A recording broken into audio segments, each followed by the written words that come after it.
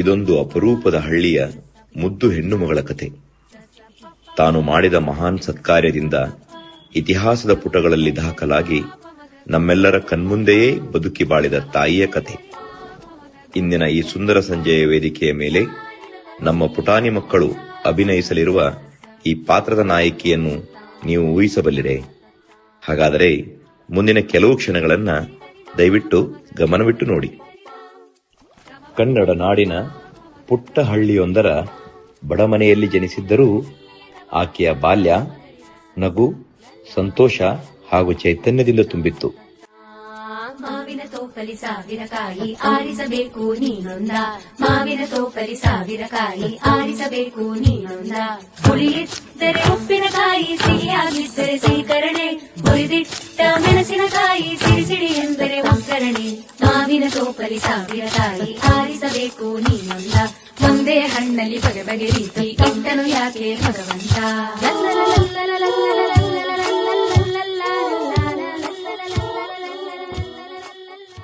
ಹಾಡುತ್ತಾ ಹಾಡುತ್ತಾ ಹಳ್ಳಿಯ ಮಗಳಾಗಿ ಬೆಳೆದ ಈ ನಮ್ಮ ಹೆಣ್ಣು ಮಗಳು ತರುಣೆಯಾಗಿ ಆಕೆಗೆ ಮದುವೆಯಾಗುವ ಕಾಲ ಹತ್ತಿರ ಬಂದದ್ದು ಗೊತ್ತೇ ಆಗಲಿಲ್ಲ.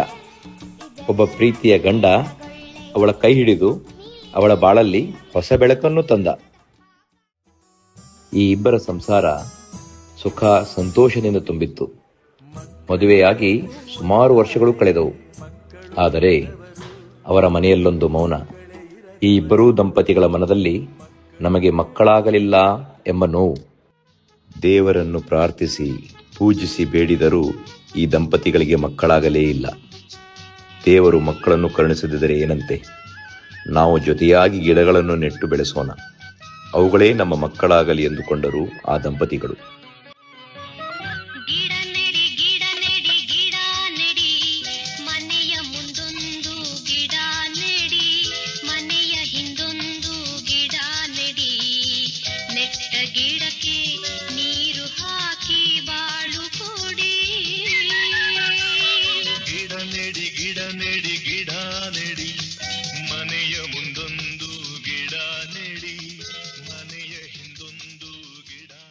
ನೂರಾರು ಗಿಡ ನೆಟ್ಟು ಪೋಷಿಸಿ ಬೆಳೆಸಿದರು ಈ ದಂಪತಿಗಳು. ಹೆತ್ತ ಮಕ್ಕಳಿಗೂ ಮಿಗಿಲಾಗಿ ಅವುಗಳನ್ನು ಸಾಕಿದರು, ಪ್ರೀತಿಸಿದರು. ಹೀಗಿರುವಾಗಲೇ ಈ ಜೋಡಿಗಳ ಮೇಲೆ ಆ ವಿಧಿಯ ಕೆಂಗಣ್ಣು ಮತ್ತೊಮ್ಮೆ ಬಿದ್ದಿತ್ತು. ಆಕೆಯ ಗಂಡ ವಿಧಿಯ ಆಟಕ್ಕೆ ಬಲಿಯಾಗಿ ಹೋದ. ಗಂಡನನ್ನು ಕಳೆದುಕೊಂಡ ಆಕೆ ಕೆಲಕಾಲ ಕುಗ್ಗಿದಳು, ಮರುಗಿದಳು.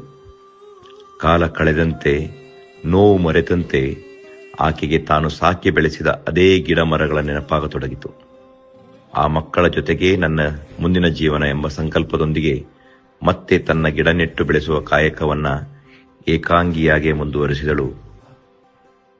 ಮಡಿಲಿನಲ್ಲಿ ಕಡಲಿನಷ್ಟು ಹನಿಗಳಿದ್ದರು ತೊಲಗದಾದ ಎದೆಗೆ ಬಡಿದ ಸಿಡಿಲ ಭಾರ, ಬದುಕೆ ನೀನು ತೀರ ಕ್ರೂರ, ಕರಗುತ್ತಿರುವ ಪ್ರಾಣ ಹಿಡಿದು ಅಂಗಲಾಚಿ ನಿಲ್ದೆ ಸ್ವತಃ ತಡೆಯಲಾಗದ ಈ ಪ್ರಹಾರ, ಸೂತ್ರಧಾರನ ಜೊತೆಗೆ ಸಮರ.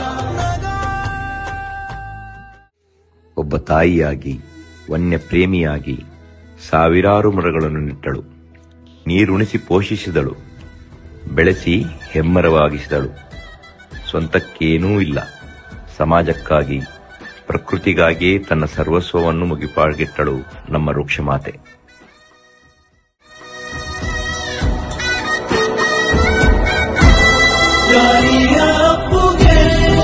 ಬೆಳೆದ ಮರವಾಗಿ ನಿಂತಲ್ಲೇ ತಲೆವಾಗಿ ಈ ಭೂಮಿ ನೀಟಿ ಸ್ವರ್ಗವನ್ನೇ ಮತ್ತೆ ಚಿಗುರಿಸಿದೆ. ಹಕ್ಕಿಗೆ ಮಾನಾಗಿ ಹಾರಲು ಬಲವಾಗಿ ಮಡಿಲಲ್ಲೇ ಆಗಸ ತೋರಿದು ನಿನ್ನ ಮಮತೆಗೆ ಬಲವಾಗಿ. ಹೌದು, ಅವಳೇ ನಮ್ಮ ಸಾಲು ಮರದ ತಿಮ್ಮಕ್ಕ. ಸುಮಾರು 8,000ಕ್ಕೂ ಹೆಚ್ಚು ಗಿಡಗಳನ್ನು ನೆಟ್ಟು ಮರವಾಗಿ ಬೆಳೆಸಿದವಳು. ವೃಕ್ಷ ಮಾತೆಯಾಗಿ ಪ್ರಾಣಿ ಪಕ್ಷಿಗಳಿಗೆ ನೆಲೆ ನೀರು ಕೊಟ್ಟವಳು. ತಾನು ಮಾಡುತ್ತಿರುವುದು ಎಂತಹ ಮಹಾನ್ ಕಾರ್ಯ ಎಂಬುದನ್ನೇ ಅರಿಯದೆ ನಿಸ್ವಾರ್ಥಿಯಾಗಿ ಮನುಕುಲಕ್ಕೆ ಅಮೃತವನ್ನು ಉಣಿಸಿದವಳು. ಅಂತಹ ಸಾಲು ಮರದ ತಿಮ್ಮಕ್ಕ ಇಂದು ನಮ್ಮ ಜೊತೆಗಿಲ್ಲ. ಕೇವಲ ಕೆಲವು ದಿನಗಳ ಹಿಂದೆಯಷ್ಟೇ ಆ ತಾಯಿ 114 ವರ್ಷಗಳ ಅರ್ಥಪೂರ್ಣ ಸಾರ್ಥಕ ಬದುಕನ್ನು ಬದುಕಿ ಇಹಲೋಕವನ್ನು ತ್ಯಜಿಸಿದ್ದಾಳೆ. ನಿನ್ನ ಕಂಗಳ ಬಿಸಿಯ ಹನಿಗಳು 100 ಕಥೆಯ ಹೇಳಿವೆ, ನಿನ್ನ ಪ್ರೇಮದ ನುಡಿಯ ಕೇಳಿ 100 ನೆನಪು ಮೂಡಿವೆ. ನಿನ್ನ ಕಂಗಳ ಬಿಸಿಯ ಹನಿಗಳು 100 ಕಥೆಯ ಹೇಳಿವೆ, ನಿನ್ನ ಪ್ರೇಮದ ನುಡಿಯ ಕೇಳಿ 100 ನೆನಪು ಮೂಡಿವೆ. ತಂದೆಯಾಗಿ ತಾಯಿಯಾಗಿ ಮಮತೆಯಿಂದ ಬೆಳೆಸಿದೆ, ಬಿಸಿಲು ಮಳೆಗೆ ನರಳದಂತೆ ನಿನ್ನ ನೆರಳಲಿ ಸಲಹಿದೆ.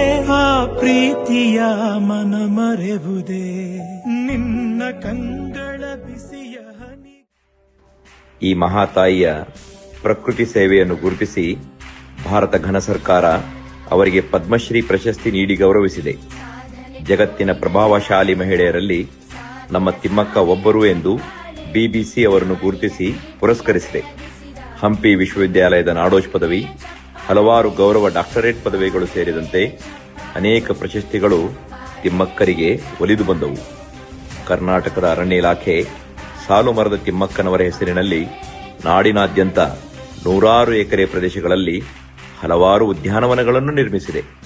ತಿಮ್ಮಕ್ಕ ಸುಶಿಕ್ಷಿತಳಲ್ಲದೇ ಇದ್ದರೂ, ಶ್ರೀಮಂತಳಾಗದೇ ಹೋದರು, ಮಕ್ಕಳನ್ನು ಹೆರಲಾಗದಿದ್ದರೂ ಕೂಡ ತಾನು ಮಾಡಿದ ಸತ್ಕಾರ್ಯದಿಂದ ಇಡೀ ನಾಡಿನ ತಾಯಿಯಾಗಿ ಸಾರ್ಥಕತೆಯ ಬದುಕು ಬದುಕಿದಾಕೆ. ಅಂತಹ ತಾಯಿಯ ಅಪರೂಪವಾದ ಜೀವನವನ್ನು ಪ್ರಸ್ತುತಪಡಿಸಿದ ನಮ್ಮ ಈ ಶಾಲೆಯ ಮಕ್ಕಳಿಗೆ ಹಾಗೂ ಸಾಲು ಮರದ ತಿಮ್ಮಕ್ಕಳಿಗೆ ನಾವೆಲ್ಲ ಎದ್ದು ನಿಂತು ಚಪ್ಪಾಳೆ ಹಾಗೂ ಗೌರವ ನಮನಗಳನ್ನು ಅರ್ಪಿಸೋಣ.